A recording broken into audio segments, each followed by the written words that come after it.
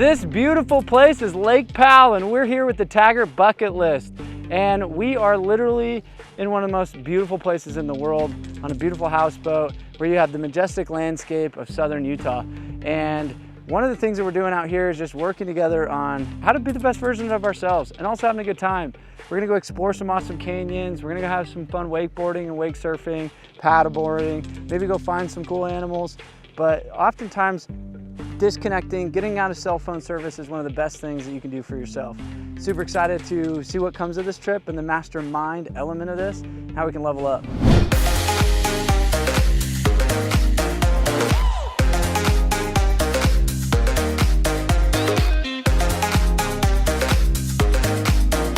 All right, so we're here in Lake Powell, day one of the Taggart Bucket List Mastermind, and we just got Alan up on his first time ever wakeboarding. So super fun. We got Travis, Eric, Phil, Jed, Minky, all hanging out on the boat today. And we may go explore some canyon, maybe go do some epic water slide. We'll see what the adventure has in store for us. Yeah.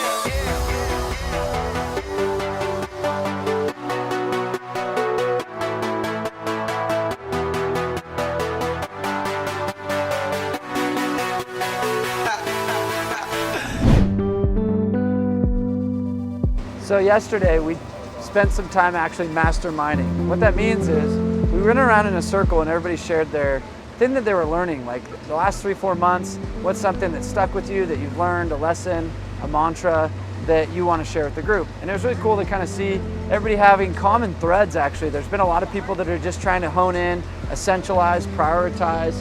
A lot of people are trying to juggle multiple ventures. And it's like, you know, a lot of us, it's like finding time, finding presence, finding, you know, the joy of the journey, going through the struggles. And a lot of people don't realize, like, when they get together with, you know, like-minded people, they're like, wow, we all have stuff in common. And it just helps validate some of the challenges and stuff that you go through. We also took some time to wake surf, and we, you know, just kind of enjoyed the scenery. Like, it was actually a really good time. So we're on to one of my favorite hikes, which we call Navajo Canyon. And it's a slot canyon that is just like majestic. It's somewhere like you've never been in your life. And probably go find some cliffs to actually jump. Tom over here just been wanting to find some cliffs. Let's go. He's like, cliffs and more cliffs.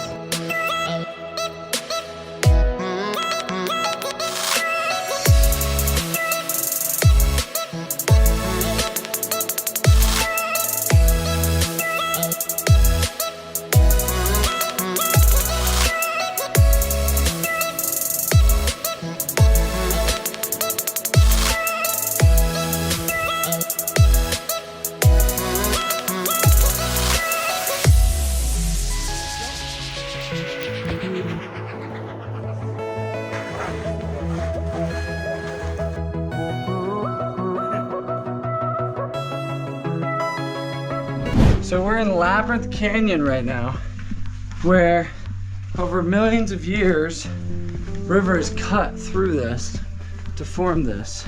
And it's crazy to see how the water turns and moves and doesn't just go in a straight line, how it ebbs and flows through there. It creates different sizes of crevices, little pools and pockets and cuts at different lines. And you can tell at different seasons and times of generations, these different lines right here, how high the water was and how big the flood was, yet we can still hike in it. It just stays tight. Imagine seeing this in a rainstorm and this fills up with water.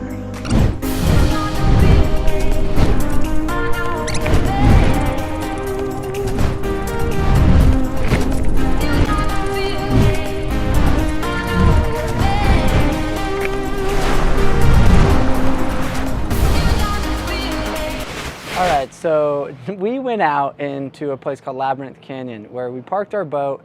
we had to take ropes to then shimmy people up the hills and down the hills because it was so steep. It was like quasi-rappelling. What happened was about half the group didn't want to go down the steep hill with the ropes, and so they just waited. The other half of the group, we went up this amazing slot canyon. And it's probably one of the coolest places I've ever been, so I love taking people there. So we come back out of the slot canyon, we get back up, and the group had already kind of gone back to the boat. What had happened is they were about 45 minutes ahead of us, and it was getting super dark. And so we get to this dark, it's like we're struggling to see where we're walking. We finally find the group, and they're stuck because they can't go down to the water because they needed the rope, which we had. So what had happened is Minky had slid down, she had scraped her butt, and then they were like, the boat is gone, meaning two options. Either floated away or somebody stole it, but we had no boat. Now we're out of cell phone service, we're literally 30 miles away from anybody, and it's dark and we're out of water. What do you do?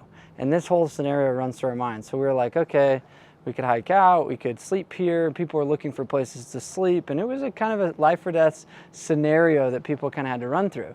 I, of course, dove down in the water, figured it out, found the boat, got it going, and we drove back in the wee hours in the late night in the starlight, which was unbelievably cool. The fact that we made it back safe and sound was super cool. We then the next morning wake up, and the boat hits a rock, and we break, and it was literally like 20 feet outside the main boat. And it was an unfortunate thing, but it was fun to see just how everybody was like, look, this is what it is.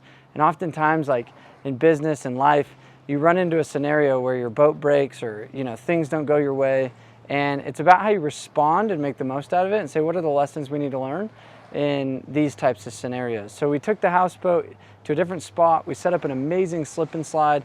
We had a blast on that.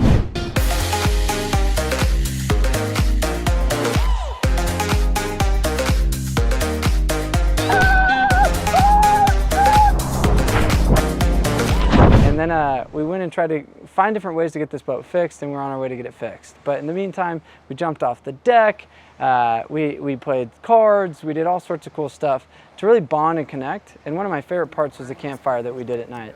We all shared our authentic, most vulnerable story, meaning, some of the things that make us who we are, whether it's divorce or trauma or getting, kidnapped, or one of the ladies, a plane had crashed into her house and literally destroyed her house. Not many people can say that. But it was just learning how we are shaped who we are, and the uniqueness of that was one of the coolest experiences of the trip. I think overall everybody had an amazing time. You guys check out what these guys had to say.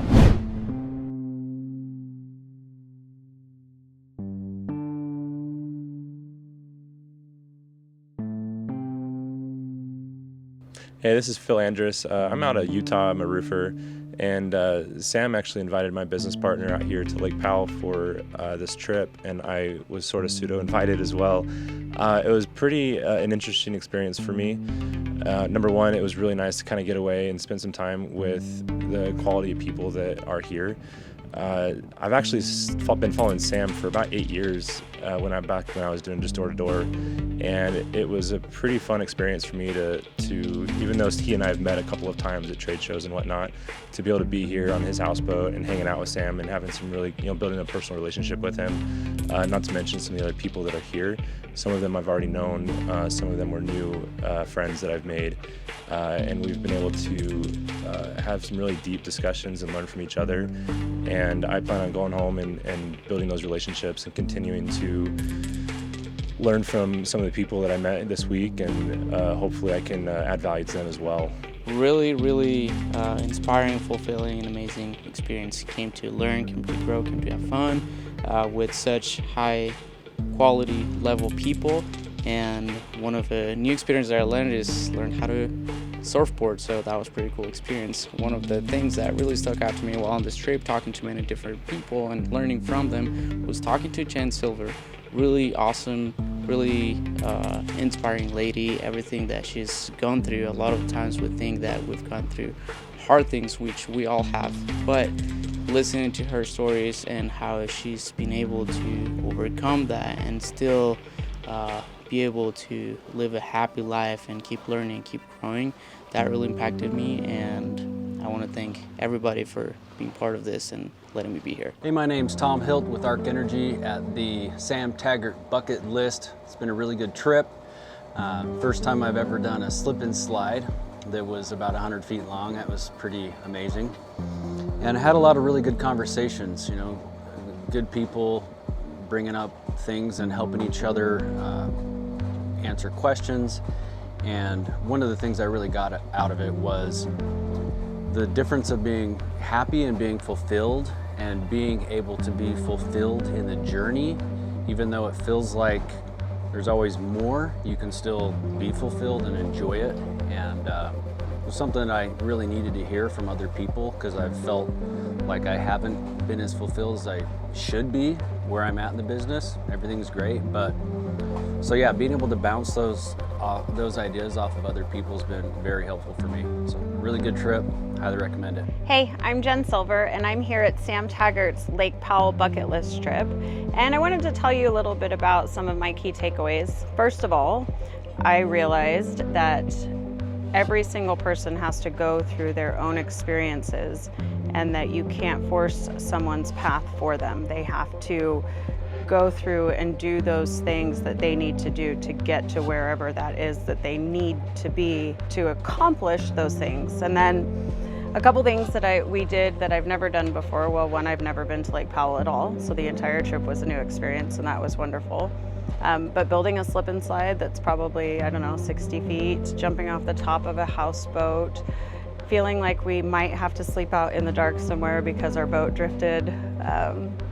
There's too many that I can't even count them all. It was a great, great trip. So if you're somebody that's a high vibe person, wants to have epic experiences, click the link below and apply to be on our list of our most amazing Taggart Bucket List experiences. Go be with high vibe people, learn, mastermind, and do things that you probably would never do on your own. Join the bucket list experience, and we'll see you there. Full send, baby.